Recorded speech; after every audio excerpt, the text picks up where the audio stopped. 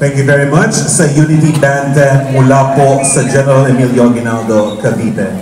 Mula po sa tatlong bandang sunod-sunod mula sa lalawigan ng Cavite, tayo po yung mga ngapit lalawigan at lilipat naman tayo ngayon sa Angono, Rizal. Narito na po ang Banda Dos Kabataan Incorporated.